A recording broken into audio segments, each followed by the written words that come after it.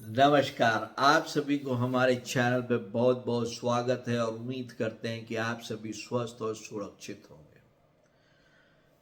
राहुल गांधी जी ने संविधान का मुद्दा उठाया, अंबेडकर जी की बात की, बड़ी बड़ी बातें की। प्रियंका गांधी जी ने ऐड किया।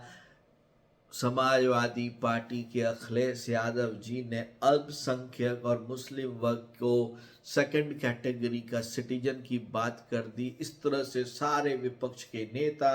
एकजुट होकर अपने पूरे घड़ियाली आंसुओं के साथ में सरकार के ऊपर वार और तड़ातड़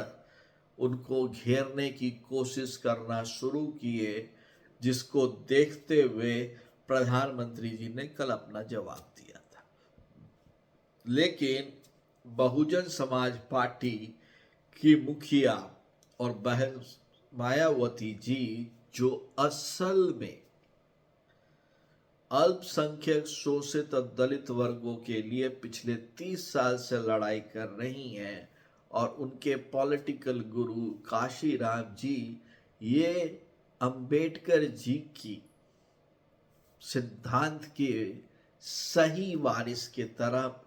फॉलो करते हैं, उनसे नहीं रहा गया और वो आज आई और प्रेस कॉन्फ्रेंस की और एक एक करके उन्होंने कांग्रेस की बगियां उघेड़नी शुरू कर दी कि किस तरह से कांग्रेस पार्टी ने और उनके नेताओं ने और गांधी परिवार ने अंबेडकर साहब के साथ अन्याय किया। किस तरह से काशीराम जी के साथ अन्याय हुआ, किस तरह से काशीराम जी को उपेक्षित किया गया, किस तरह से शोषित, पिछड़े और अल्पसंख्यक वर्गों को इन्होंने दशकों तक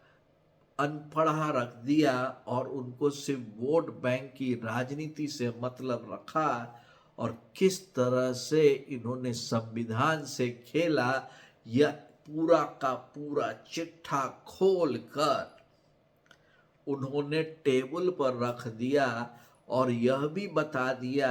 कि ये जो दलित, पिछड़ा और अल्पसंख्यक वर्ग ये जो करते रहते हैं, ये जो तालाब के किनारे पड़े हुए मगरमच्छ की तरह जो ये करते रहते हैं, इनकी नीति और संगति में बहुत अंतर है और इनका सिर्फ एक कार्य है कि ये आपसे वोट बैंक की राजनीति करते हैं। इनको सिर्फ गद्दी से मतलब है और कुछ नहीं है। और यह कहकर, इस तरह से कहकर उन्होंने दलित समाज को फिर से एक बार आगाह किया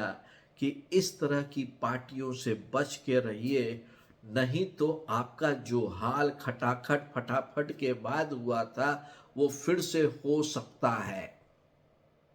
और यही कारण है कि उन्होंने अब पूरा का पूरा बिना डिले किए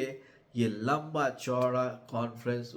प्रेस कॉन्फ्रेंस करके कांग्रेस को घेरने में कोई भी कसर नहीं छोड़ी और अपने कैडर को एक मैसेज देने का भी कोशिश किया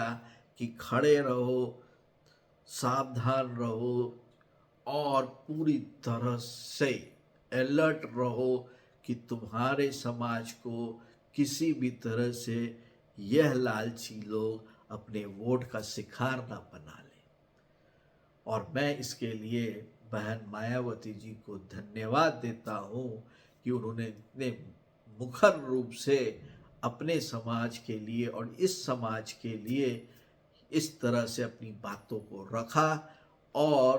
उनके लिए अपनी लड़ाई चालू रखी। आपका क्या कहना है जरूर बताइए। जरूर इस चैनल को लाइक कीजिए, सब्सक्राइब कीजिए। तब तक के लिए आप सभी को बहुत बहुत नमस्कार।